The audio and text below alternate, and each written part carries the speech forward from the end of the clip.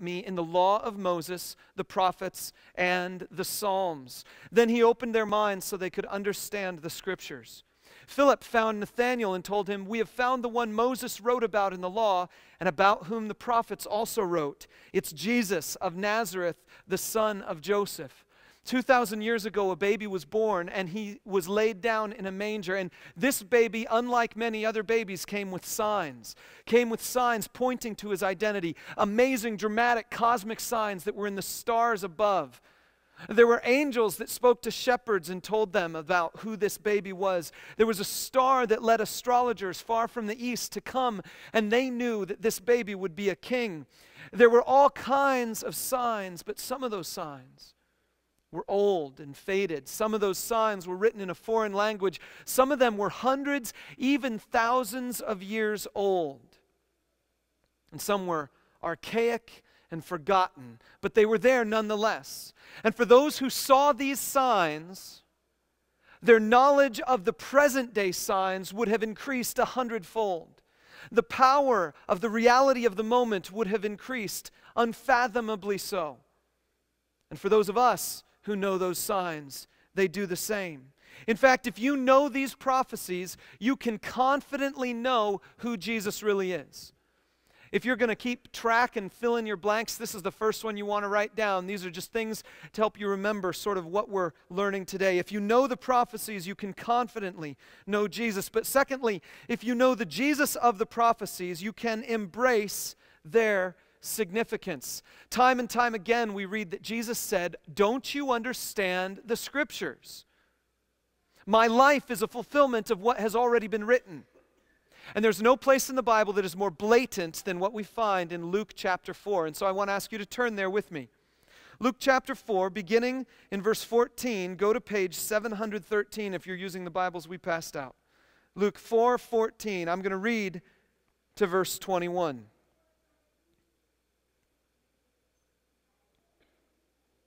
It says, "Jesus returned to Galilee in the power of the Spirit, and news about him spread through the whole countryside. He taught in their synagogues, and everyone praised him. He went to Nazareth, where he had been brought up, and on the Sabbath day he went into the synagogue, as was his custom. And he stood up to read.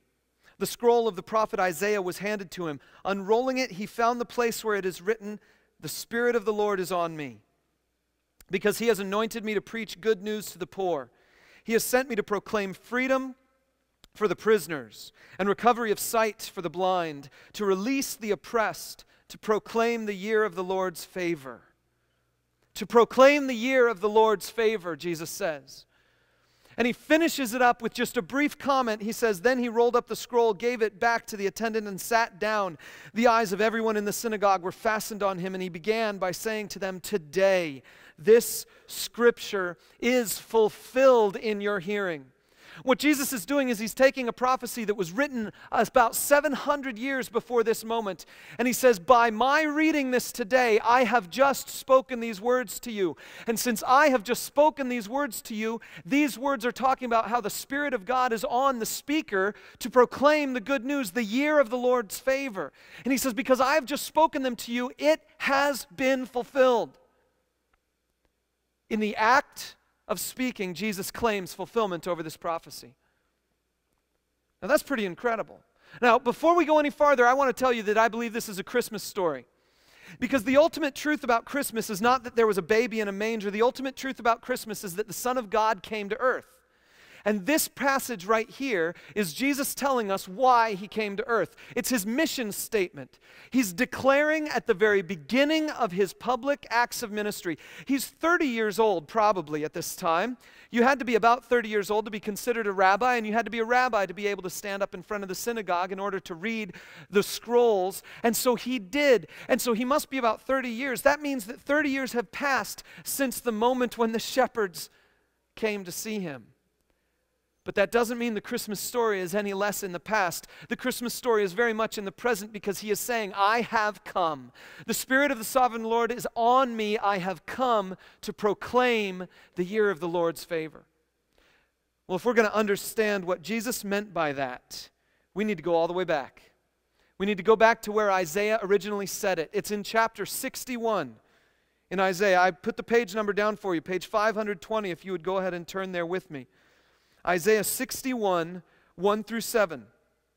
And you will see Jesus quotes these words almost exactly. Isaiah 61, 1 through 7 reads this way. The Spirit of the Sovereign Lord is on me. Sounds familiar enough.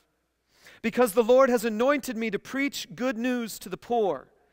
He has sent me to bind up the brokenhearted, to proclaim freedom for the captives, and release from darkness for the prisoners, to proclaim the year of the Lord's favor and the day of vengeance of our God. Wait a minute, Jesus stopped. He didn't read the whole thing. If you go back to Luke 4, you'll see Jesus reads all the way up to the line where it says to proclaim the year of the Lord's favor. He stops. He doesn't read that last line. He doesn't say, and the day of vengeance. This is important. For the ancient Hebrews, the day of vengeance and the day of salvation were always linked. They were always combined with each other because if you had been this group of people, you would have seen God thousands of years, nearly 2,000 years before Isaiah even had made a promise to Abraham that his descendants would be a wonderful kingdom, that they would be a kingdom to bless the rest of the world, that they would come and they would have this land. And then for years and years and years they struggle. First they struggle in Egypt where they become slaves. Then they struggle in the desert where they can't get themselves squared away with God, and so he waits until most of them die. And then he brings their children into this promised land, and they do a fairly good job initially, but they keep bouncing back and forth from following God and then not following God. And every time they don't follow God, he sends an enemy oppressor to come into their land to remind them how much they need God and they can't do it on their own. And so time and time again they flip-flop back and forth until they reach this glorious moment of King David, where David eventually, he wipes out all of their enemies and he creates peace in the land, but it's short-lived. Because after David's son Solomon dies, the kingdom is split in two, and from that moment on, oppression is all they know. Fighting enemies. And so for the people of Israel, if God is going to bring about their salvation, he must bring about vengeance on their enemies. But Jesus stops. He doesn't say the year of favor and the day of vengeance. He only says the year of the Lord's favor. I want to draw this picture for you. This is something just to keep in your mind. What we've got here is Jesus is trying to say these two things need to be split up. In your mind, Israel, you have linked them. The year of the Lord's favor, the day of God's vengeance. They've been linked, but Jesus now says, I am fulfilling part A, and I'm ignoring